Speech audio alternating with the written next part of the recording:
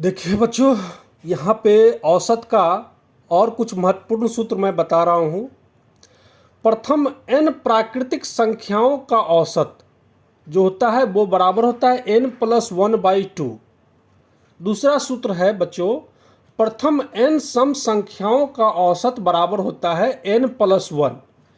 प्रथम n विषम संख्याओं का औसत होता है बच्चों बराबर n। और क्रमागत संख्याओं का औसत जो होता है बच्चों बराबर होता है प्रथम संख्या और अंतिम संख्या को जोड़ देते हैं और 2 से भाग कर देते हैं। ठीक है, यानी प्रथम संख्या प्लस अंतिम संख्या बाई 2/2। पहले एक काम कीजिए, आप लोग इस सारे सूत्र को लिख लीजिए अपने कॉपी में, ताकि आपको क्वेश्चन बनाने में और समझने में आसानी हो। मैं आपको इसके लिए थोड़ा सा समय भी दूंगा, आप लिख लीजिए। अब मैं कुछ और सूत्र आपको बता रहा हूं, उसको देखिए।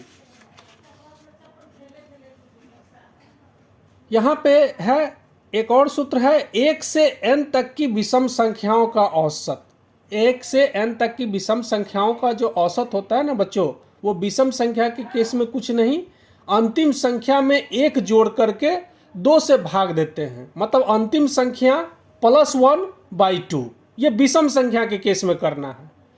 और 1 से n तक की सम संख्या, यहाँ पे क्या देखा है, सम संख्या लिख रहा है, यहाँ पे विषम संख्या, इस चीज को बस ध्यान देना है।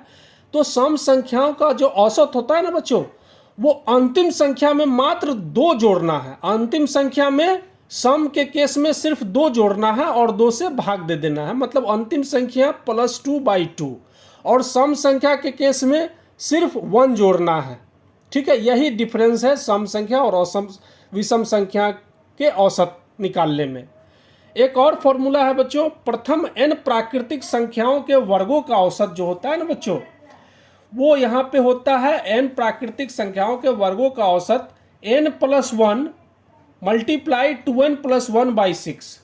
ठीक है बच्चों, तो ये महत्वपूर्ण सूत्र है औसत का, जिसको कि आप अपने कॉपी में लिख लेंगे ताकि आपको क्वेश्चन समझने और बनाने में आसानी हो।